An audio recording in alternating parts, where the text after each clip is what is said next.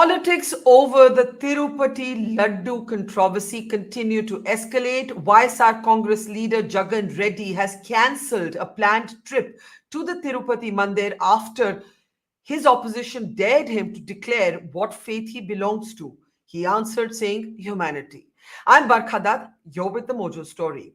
On the program today, we'll be looking at the very interesting findings of a snap poll done by C Voter and Yashwant Deshmukh that tries to capture how people from both political camps, India and NDA, as well as others, are thinking about the present controversy concerning allegations of contamination when it comes to the famous Laddu, the prasad that devotees take back from the Tirupati Mandir.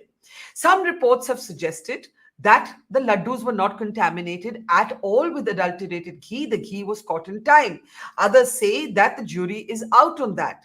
But either way, the controversy has led to two things. A political spat between the TDP and Jagan Reddy over why Jagan Reddy allegedly does not sign the register when he goes to offer prayers at the Tirupati Mandir. Hence, the dare to him, declare your faith.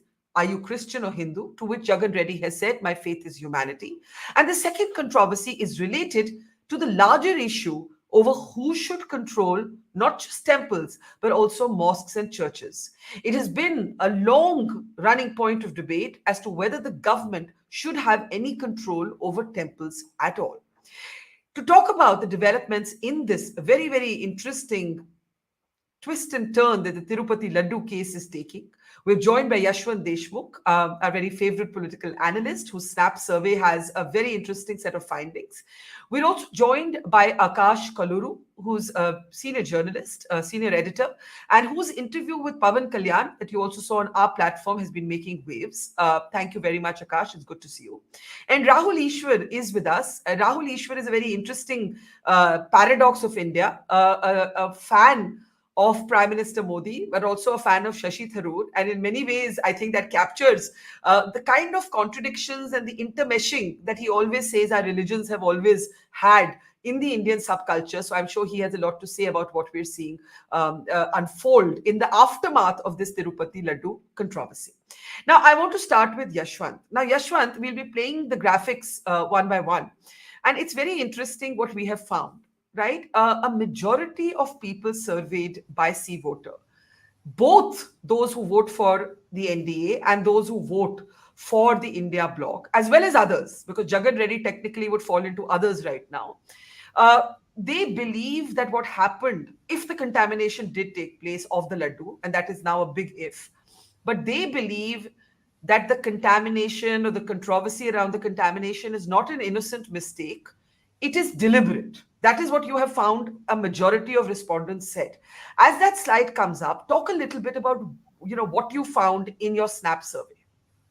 Well, Barkha, people generally, I have figured out in my career, people talk common sense, which looks like out of the box for majority of the people who like to read people in that way. I believe that this controversy did hurt the majority sentiment, no doubt about that. And the question about whether the ghee was used or not used, or whether it was right before it was used, it was tested, so no harm was done. But the thing is that the very fact that such ghee landed at Tirupati for certain use, that itself is not palatable to the people. People feel that it's not that an innocent thing to happen, and generally speaking, they would like to keep politics out of it. They would like things to be safe and sound and good, but they would not like their faith to be taken for a ride. It's like one of those things where you trust blindly that, okay, this is where my faith is. I am there in Tirumala, for the darshanam, and I am getting my laddu. And that's the purest of the pure form of my faith and my belief that is there. And even the slightest, even the iota of the issue that, okay, a certain thing happened, may not have used, but it landed over there. Good that they caught in time, even if it is caught in time. So the discussion is not whether it was actually used or caught in time. Discussion is why exactly it happened.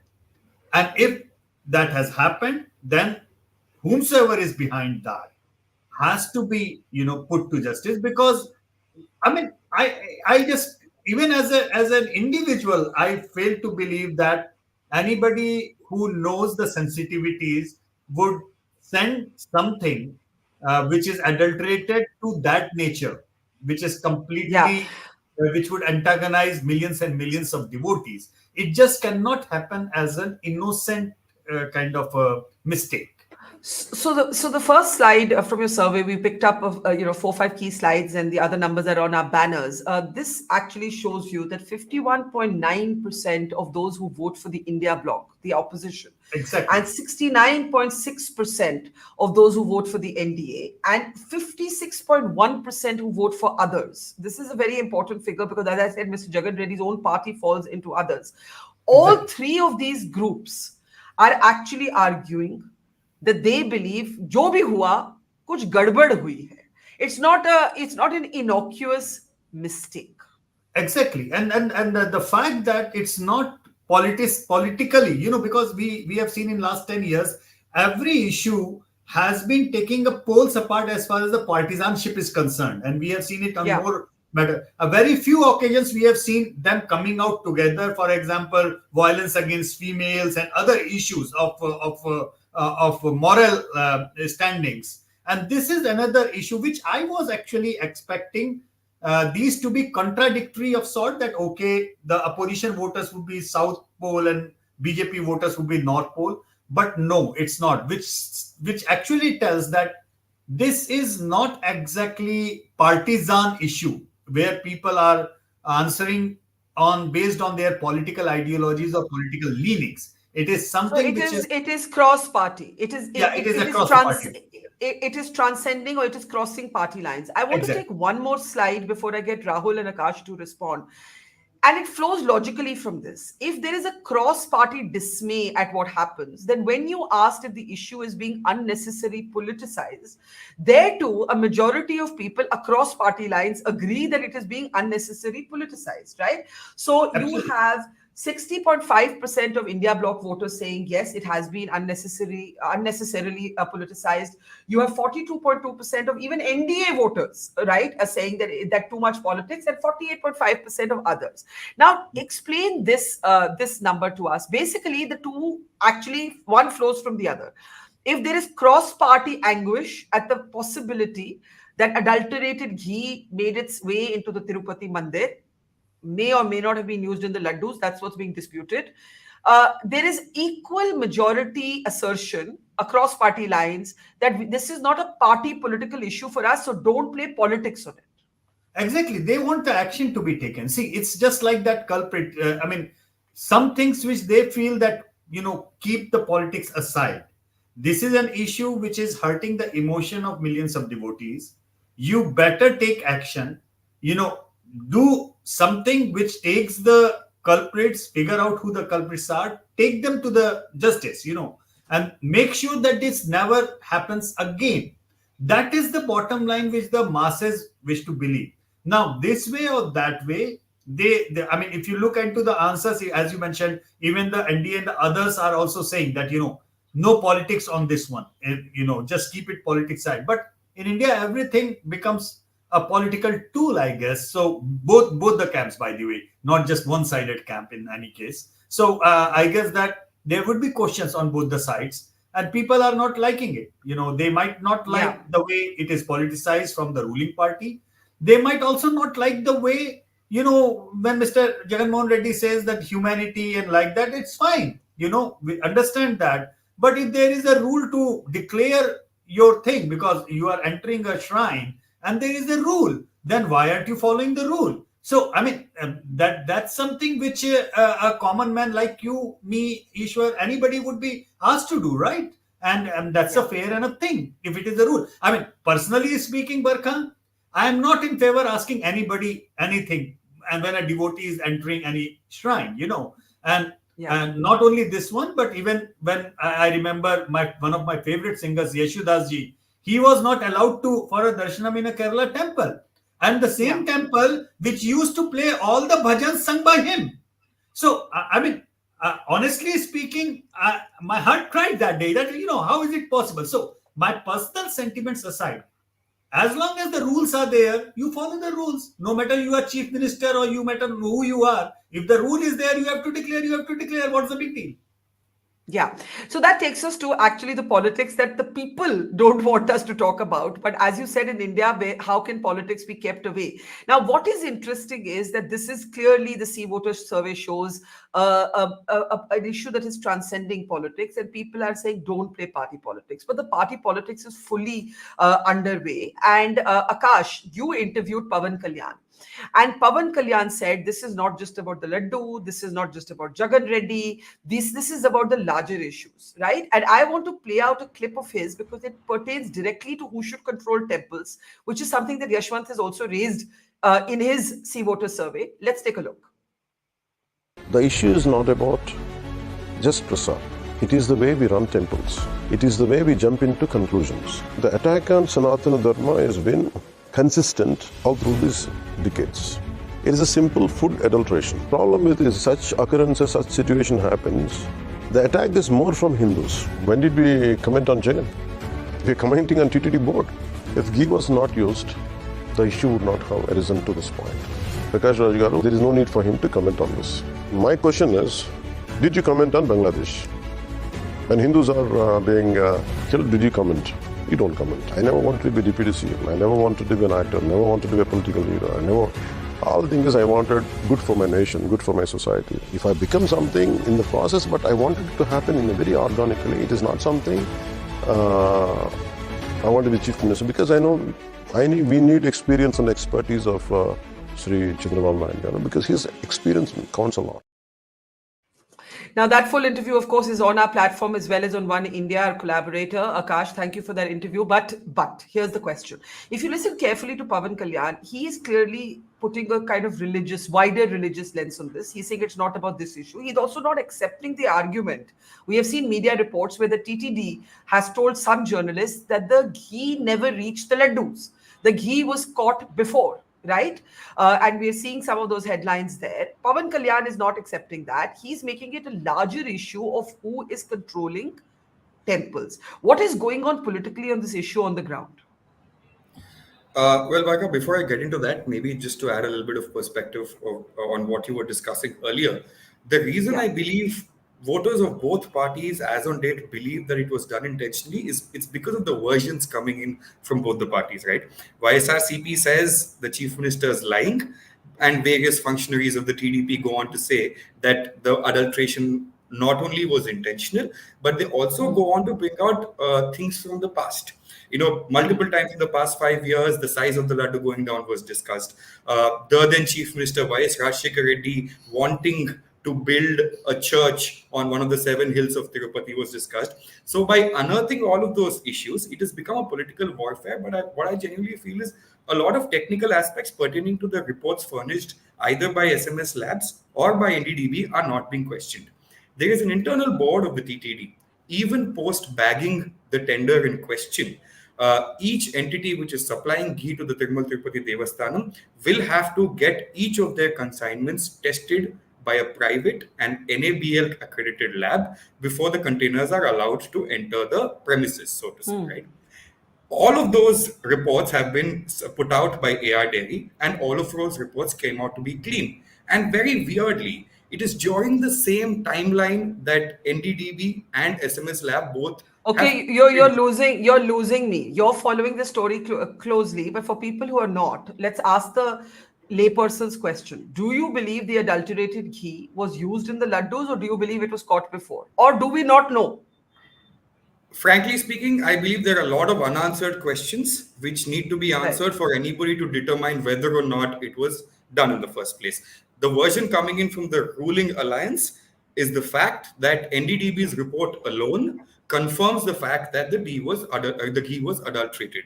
Having said that, the ghee was adulterated, but was the ghee used to make the laddu or not? The TTD is saying the ghee was adulterated, but it was not used in the laddu.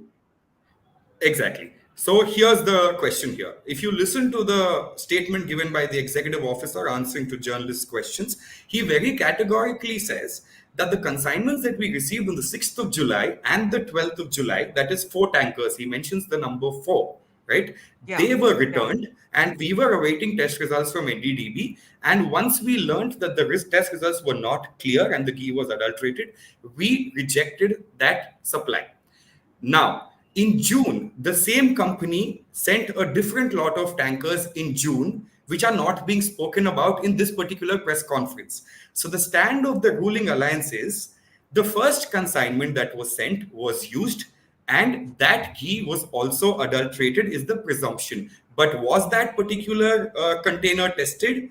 Was that adulterated, or were only these 4 containers adulterated? That's a larger question that nobody's talking about, and nobody's actually questioning that part. Okay. So, Yashwant, before I get Rahul in, I think that's the point you were trying to make, that it's actually a very severely technical issue. A lot of people don't understand. They'll ask the mota sawal.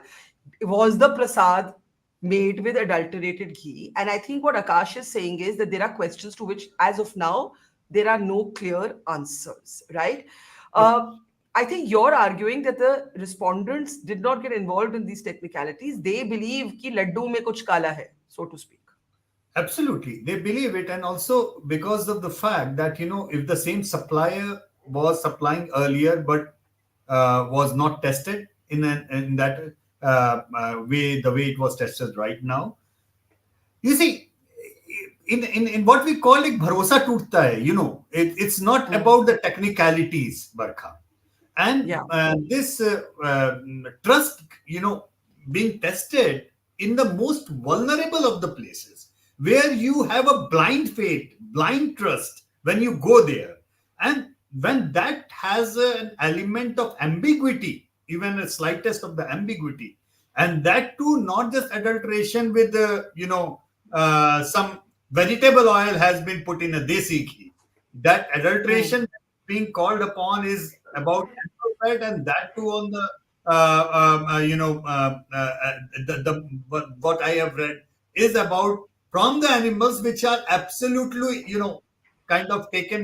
Beef tallow, pork, and pork, So obviously people are hurt. I mean, it's very natural reaction for people to get hurt if they hear this. That something of that sort has happened, And in a country where we have a history of, all the communal tensions right from the 100 years, starting with the pig's tail or the cow's tail being thrown in other places. That's a very, very, very, very easy to ignite point on. I mean, let me put this. Now, of course, Rahul, Jagan Reddy's party is arguing that it's a manufactured controversy. They're quoting the TTD to say that, yes, there were 4 tankers that were adulterated, but they were caught in time. Akash says that we don't know what happened prior to that with the same suppliers, and those questions remain. But what it has become now is a question of the faith register. The political story has become about the faith register at the Tirupati Mandir. And I want you, before I play out Jagan Reddy's clip on this, I want you to tell me, do you think it's correct to ask Jagan Reddy to declare his faith? Do you think it's correct? Rahul, you're muted. Rahul, unmute yourself, please. Yeah. Barkhaji, 2 submissions. First of all, as a normal devotee, we wouldn't care which political party does what. We want some kind of a solace when we go to a temple, and we want a hassle-free, problem-free temple atmosphere. That at the end of the day is our requirement. And I'm a huge admirer of Narendra Modi ji, but we all protested when the Uttarakhand Devasthanam bill came, which intended to take over 51 temples. That was by BJP. It was shocking for us, and we were all protesting, and I was happy that even some of the RSS affiliates joined us in protesting that, because we were shocked when BJP did something like this. So at the end of the day, my dharma or my belief in my faith holds much more primacy than my leaning towards Narendra Modi ji or any right-leaning parties. So, dharma is the core. Second submission, I know as a person who is a devotee of Shabarimala Ayyappa, I would welcome all the communities irrespective of their faith, the Christian, Muslim or any community, just like Shabarimala. But one submission here is, the faith declaration is not the declaration that Jagan is a Hindu. The faith declaration is only that he believes in the presiding deity of the temple. So there is a subtle difference. We all know he comes from a Christian background. We respect. We all studied in Christian schools. My son is still studying in Christian school.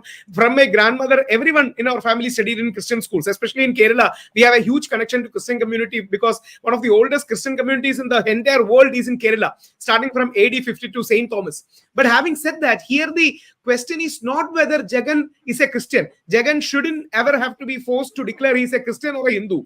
But the premise here is only he is asked to declare his belief in the presiding deity, which is Tirupati Balaji. I believe Shah Rukh Khan did it. I believe Dr. APJ Abdul Kalam did it. So that declaration should not be problematic. That declaration should not be a point of contention. And I believe Jagan's father, who has also been very respectful towards the deity, should have some kind of announcement saying, of course, humanity can be your religion, but the presiding deity or Devada in this temple, I respect, I adore, and I revere. So unlike, the whole entire debate, this is not a declaration of his faith, but a declaration in the reverence of the particular Devada or the deity being there. So there is a difference. Okay. And we all, remember, even though I'm a conservative in Shabarimala kind of matters, we fought for Yeshwant's entry into Sri Padmanabha Temple and Guruvayur Temple, where the Guruvayur Sri Krishna, where we only requested, Yeshwant has hardcore belief in Guruvayur and Shabarimala. So Yeshwant only has to declare, and Yashwant was ready to, but unfortunately, some of our conservative brethren in the Brahmin community was opposing it. So, basically, Guruvayur Temple wakes up with Yeshwant. Shabarimala sleeps with Yeshwant's song. Yeshwant is much more devotee than I am, and I'm absolutely sure Guruvayurappan loves Yeshwant more than Rahul Easwar. But at the same point of time, Yeshwant was ready to declare that he's a devotee to the deity. I'm a bit surprised and perplexed. Why can't Jagan, who absolutely reads Bible in his personal space, we all have read Bible, is there an issue where he can say, I am having reverence to this deity? So that's a question that naturally comes to a person like me. So Jagan Reddy has cancelled his scheduled trip to Tirupati. And I want to just play out a small clip. It played out on the YSR own channel Sakshi TV. And I'm just going to play that clip out and then come to some more very interesting findings from Yashwant's C-Voter survey. Take a look. Yes, I once again reiterate to everybody, in between the four walls in my house, I read the Bible. But when I go out of the house, I am a Hindu, I am a Muslim, I am also a Sikh.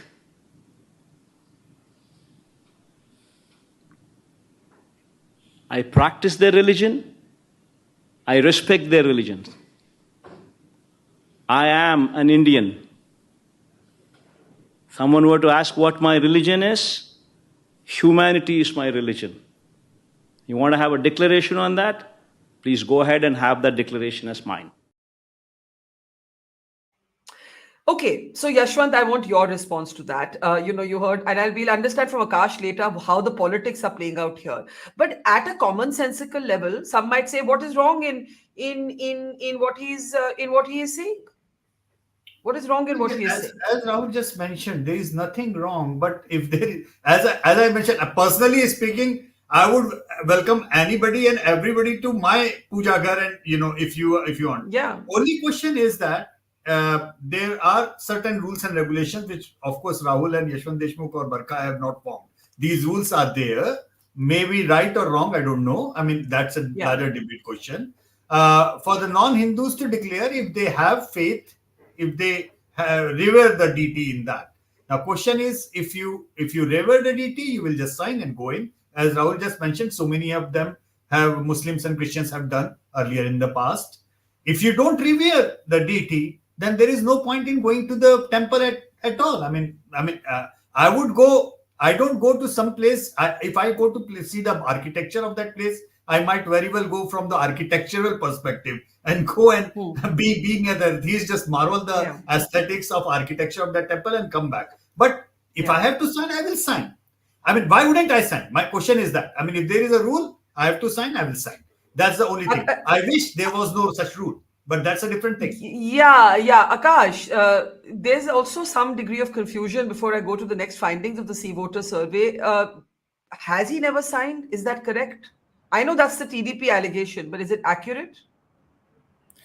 Well, there isn't a confirmation or there isn't a declaration letter that has been released to the media confirming whether or not he has signed. But the questions that are being raised from the YSRCP right now are, over the course of the 5 years when he was the chief minister, He was invited to the TTD to attend an annual ritual.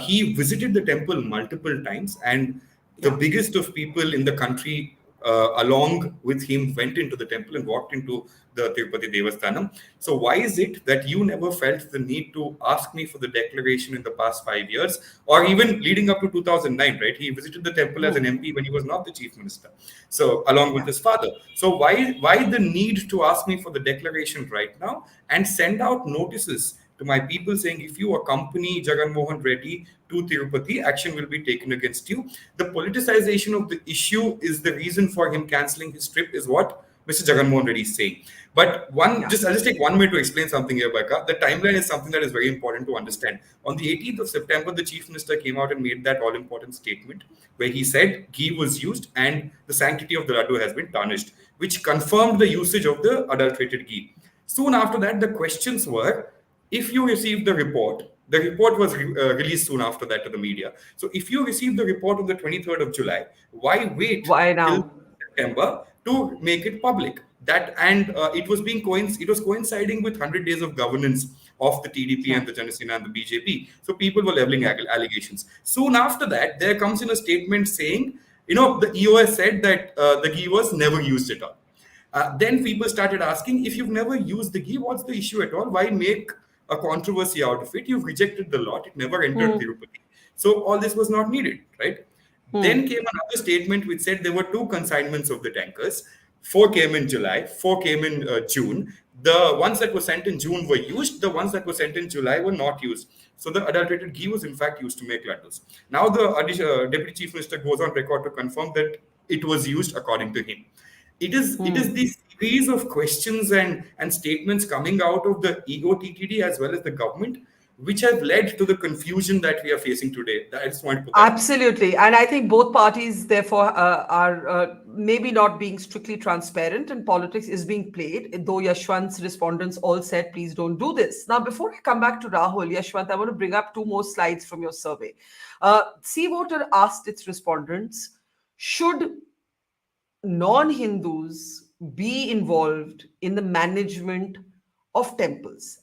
And of course, not surprisingly, Yashwant, a majority again across party lines basically felt that non-Hindus should not be involved. So I'll look at the no figures in this. 64.7% of India voters said that non-Hindus should not be appointed to temple boards, 76.3% of NDA and 70.4% of others. So again, this would include Jagan Reddy's own voters, believe that non-Hindus should not be appointed to temple boards. But before we jump to the conclusion that this is some sort of Hindutva politics asserting itself, you also asked the reverse question, the corollary to this question, and I'm going to wait for that slide to come up. And you asked whether, can we have the next slide, please? You asked whether there should be Hindus involved in the management of mosques and church boards.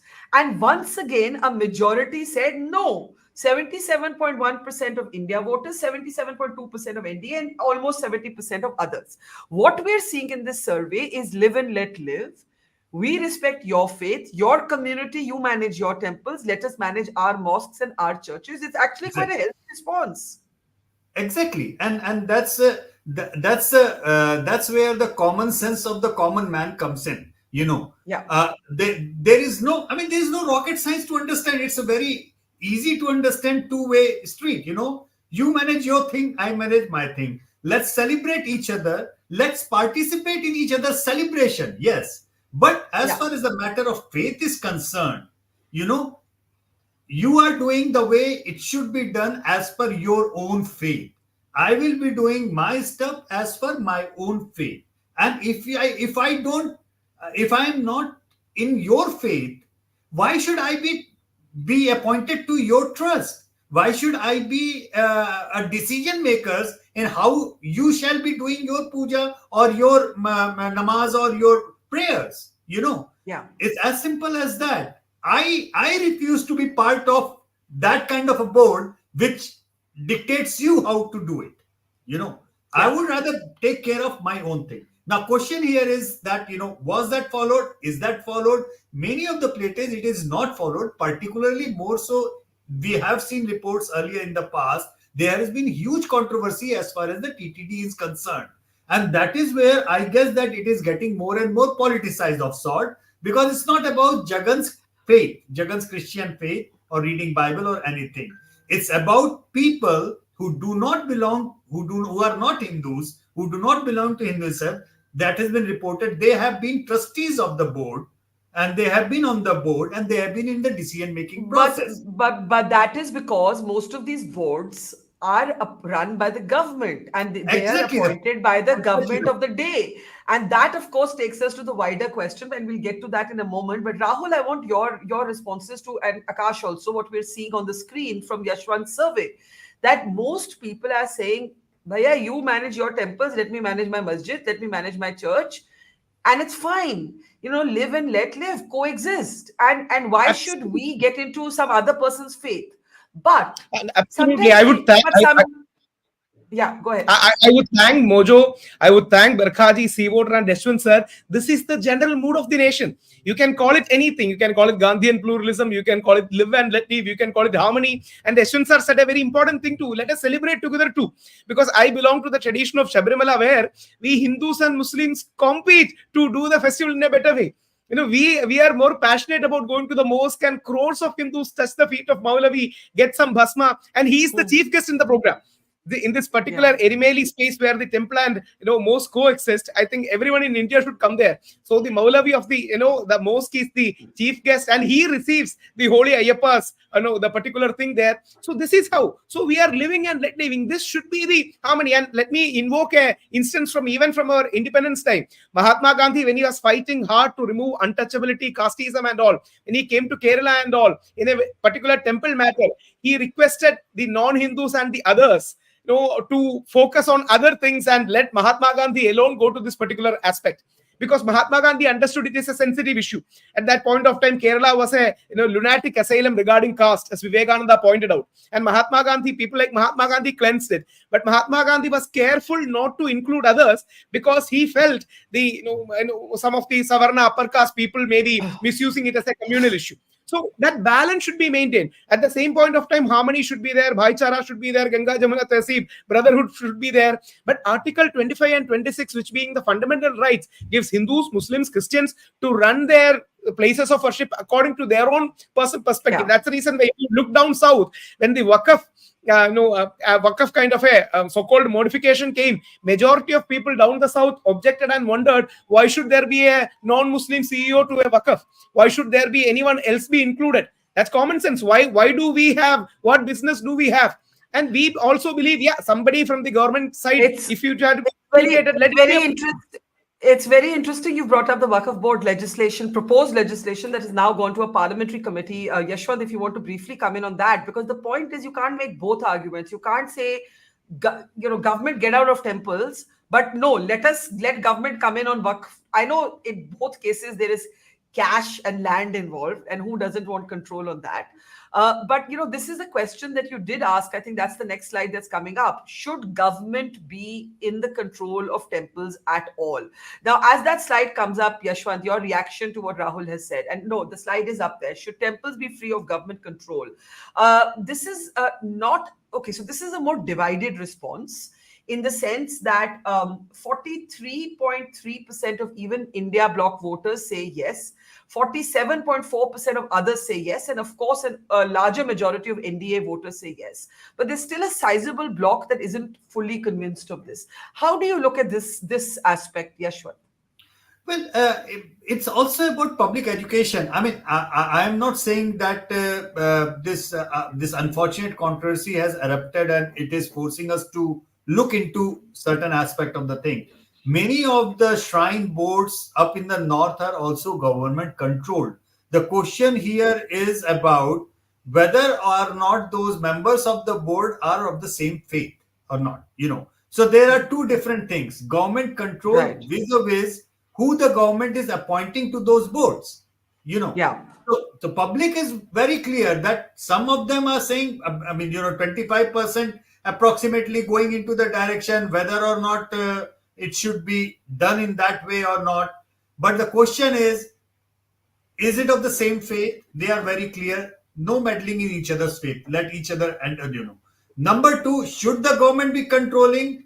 A significant chunk says no, but a significant chunk who also has seen other government, for example, Vaishno Devi Shrine Board, for all practical matters, the way that has transformed the way the shrine has been managed in the last few decades is an exemplary thing to happen, and to understand that it is not just about the shrine and how the puja is being done, how the wealth of the shrine is also used for the society, into creating a university or into some training where our para archer Sheetal Devi came from.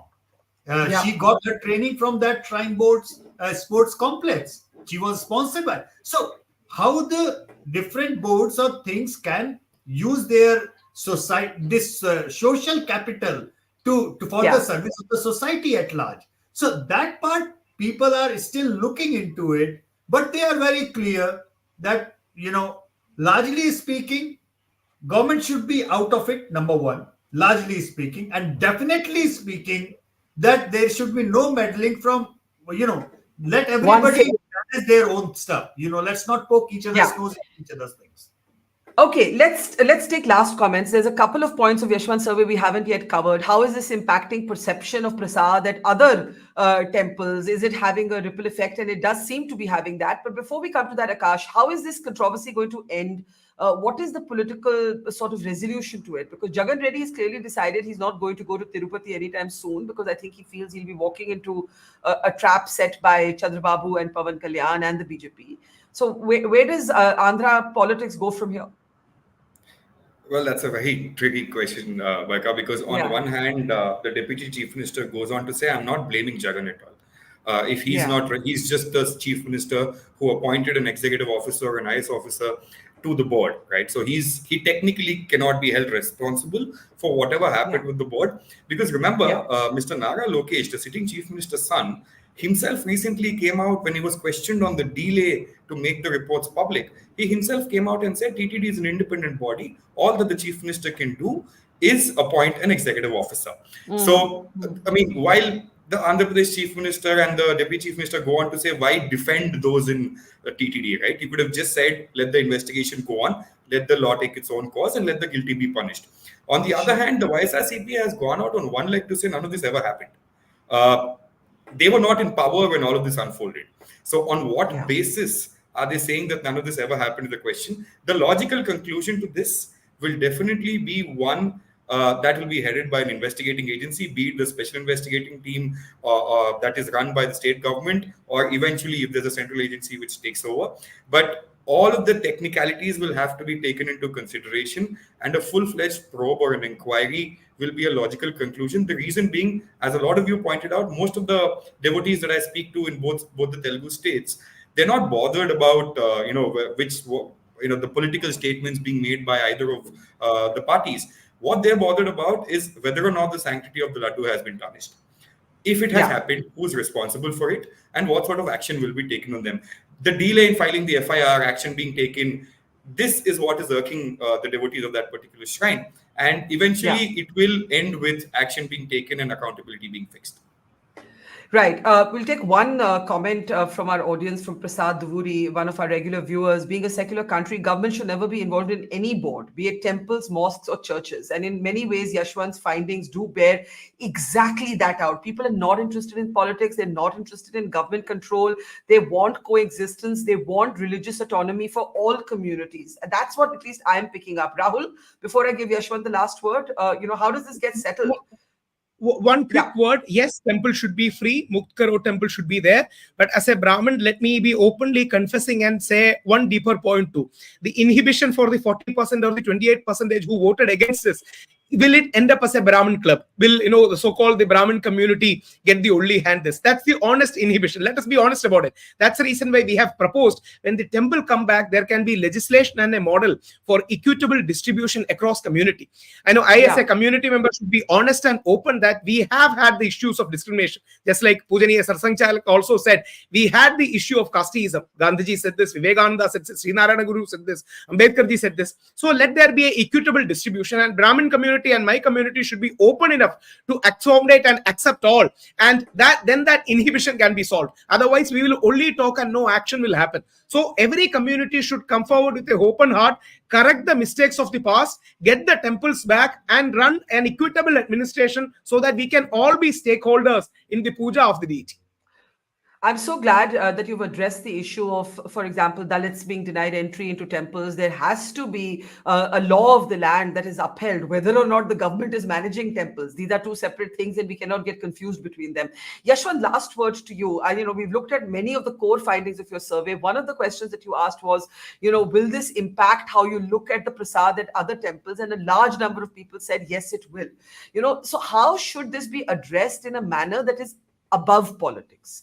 Because right now the story has become, will Jagan go? Is he Christian? Is he going to sign the register? Kab aaya ghee? Wo kya hua? It's not about accountability. It's not about why government wants to sit on. We never talk about how cash rich these temples or other places of worship are. Even in Waqf, one of the things at the heart of the debate is land, prime land. A lot of this has to do with economics. So let's not also, be innocent about that. Last word to you, Yashwant. Well, the temples and everything, they used to be social capital at large. This is where we culturally, it was supposed to work for the society by the believers. Those who have faith that they will be doing good thing in the name of the God, in the name of the deity, but well-being, And that's where I think it has to go in Barkha. It has to go out of the government control. It has to go into the faithful hands, those who really have, those who have that faith, that belief, because then only the spirituality, the bhav comes in of doing that seva. Anybody, I believe that first of all, no politics in it. It should the inquiry should reach the conclusion, whichever way it is. If it is done with the wrong intent, there should be severest of the punishment in that. Second thing, those who are not of that faith and are in the board, they should sincerely resign and come out of it. Honestly speaking, you have no business to be in there if you are not a believer. Then you have no business to be in there, no matter who appointed you, and no matter which party, which chief minister appointed you. Number three, what Rahul said, I 200% agree with him.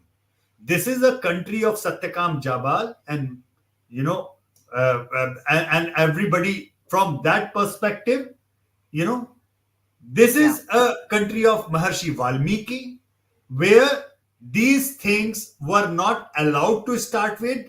It should not be allowed to end with, and it should be by law. Everybody who is a faithful, who is a believer, should be given equal opportunity. Not just for the darshan, for the puja, for all possible role within the temple, they should be allowed. I know many of my friends are not going to like what I am going to say, but that's the way I personally believe. And if you frame the question in the right way, I genuinely believe that huge, overwhelming majority of Indians belonging to any possible faith are going to say the same thing. I agree, so, and in your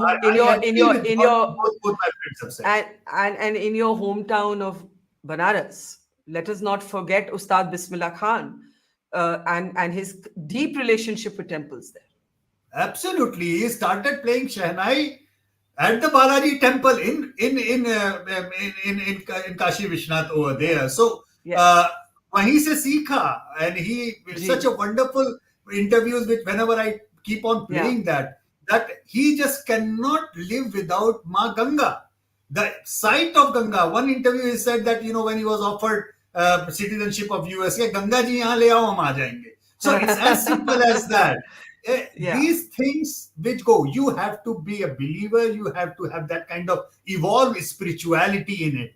Yesudas ji just mentioned, before Rahul mentioned, I said my favorite singer, and I literally cried the day I heard that he was not allowed to enter that temple. We have to do away with that. More importantly, you have to be honest with yourself that you believe that you put in every damn signature under the sun with the biometrics, that I believe. and then you are allowed to go in and follow the rules. That's about it. Yeah.